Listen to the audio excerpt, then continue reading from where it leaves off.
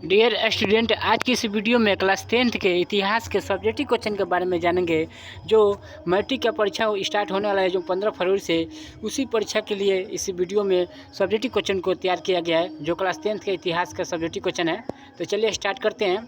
First number सवाल दिया, ध्यान से देखिए। VVI ऑब्जेक्टिव क्वेश्चन है, खूनी रविवार क्या है? क्योंकि खूनी रविवार बाबू 2017-18 में ये क्वेश्चन आ चुका है, 2024 में भी आ सकता है। तो चलिए इसके बारे में हम लोग जानें। खूनी रविवार क्या है? तो खूनी रविवार बाबू क्या हुआ था, इसके बारे में जानते हैं। 1905 के रूस और जापान के युद्ध में रूस और एशिया के एक छोटे से जापान से पराजित हो गया था। जो पराजय के अपमान के कारण जनता ने क्रांति कर दी थी। जो 9 जनवरी 1905 के लोगों के समूह प्रदर्शन करते हुए सेंट पीटर्सबर्ग में स्थित महलों की ओर जा रहा था। जार के सेना ने इन निहत्थे लोगों पर गोलियां बरसाई, जिसमें हजारों लोग मारे गए। सही बात है। जिस दिन लोगों पर गोलियां बरसाई थी बहू, जिसमें कितने लोग मारे गए थे बहू? हजारों लोग। यह घटना रविवार को दिन के हुई थी।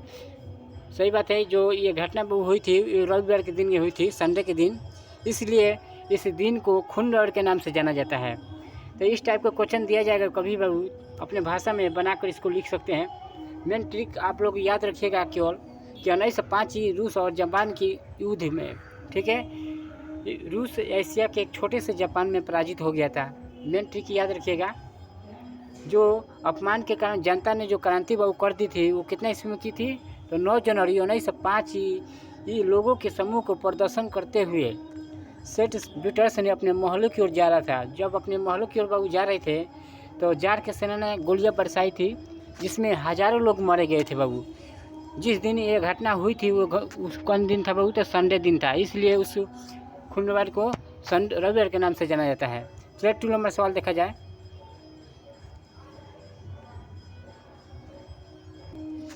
जेनेवा समझौता कब और किनके बीच हुआ है? 6 नंबर प्रश्न।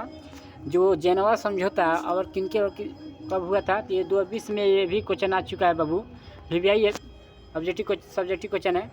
तो चलिए इसके बारे में हम लोग जानते हैं। जेनेवा समझौता मई 1954 में हिंद चीन समस्या पर वार्ता हेतु बुलाए गए थे, ठीक है, सम्मेलन में हुआ। इसमें वियतनाम के 2 हिस्से में बांट दिया गया है तथा लाओस और कम्बोडिया में, मैंने कहे कि मतलब 2 हिस्से में बांट दिया गया है, लाओस तथा कम्बोडिया में।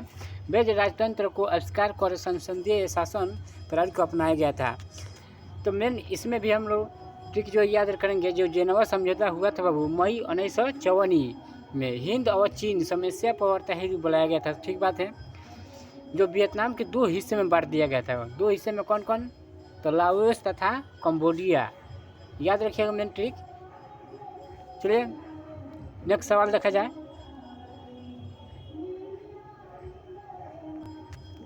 क्रांति से पूर्व रूसी किसानों की स्थिति कैसी थी?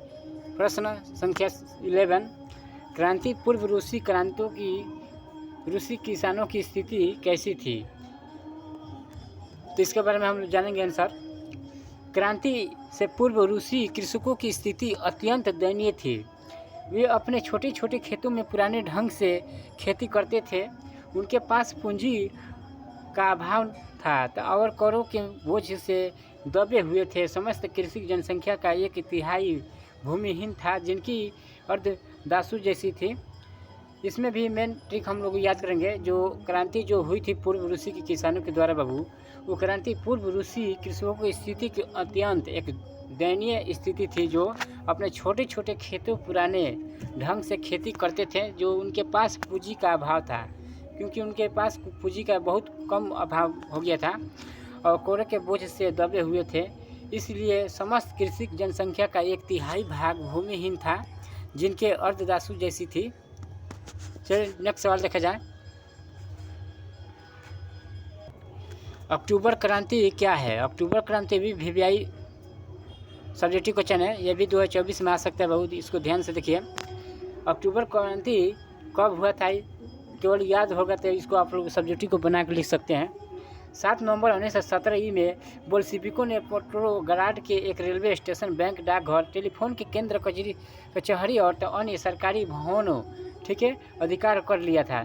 करसंकी भाग गया और शासन के बोल्शेविकों के हाथों में आ गई थी, जिसका अध्यक्ष लेनिन को बनाया गया। ठीक है, इसी क्रांति को बोल्शेविक क्रांति या नवंबर क्रांति की कहते हैं। ठीक है, इसे अक्टूबर की क्रांति भी कहा जाता है, क्योंकि पुराने कैलेंडर के अनुसार 25 अक्टूबर 1917 की घटना थी। सही बात है। मेन टॉपिक याद रखिएगा यहाँ पर, जो 7 नवंबर 1917 में बोल्शेविक क्रांति के पेट्रोग्राड के एक रेलवे स्टेशन, ठीक है, टेलीफोन के कचहरी अन्य सरकारी समूह का उद्धार कर लिया था। मेन ट्रिक याद रखिएगा, जो करंसकी भाग का शासन मजदूर के बोल्शेविक के हाथों में आ गई थी, जिसका अध्यक्ष कौन बने थे बाबू, तो लेनिन को बनाया गया था। इसीलिए इसी क्रांति को बोल्शेविक क्रांति या नवंबर क्रांति के नाम से जाना जाता है। चलिए नेक्स्ट सवाल देखा जाए। आज की इस वीडियो में बस इतने क्वेश्चन हैं। अगले दिन आप लोग को संस्कृत का सब्जेक्टिव क्वेश्चन के बारे में बताया जाएगा। जितने मैट्रिक के सब्जेक्टिव क्वेश्चन है सब आप लोग को वीडियो यूट्यूब के द्वारा छोड़ दिया जाएगा, क्योंकि फिलहाल अभी मेरे पास टाइम अभी कम है, टाइम नहीं मिल रहा है। नहीं तो आप लोग को सब सब्जेक्ट को ऑब्जेक्टिव क्वेश्चन एक ही दिन में छोड़ दिया जाता है। थैंक्स।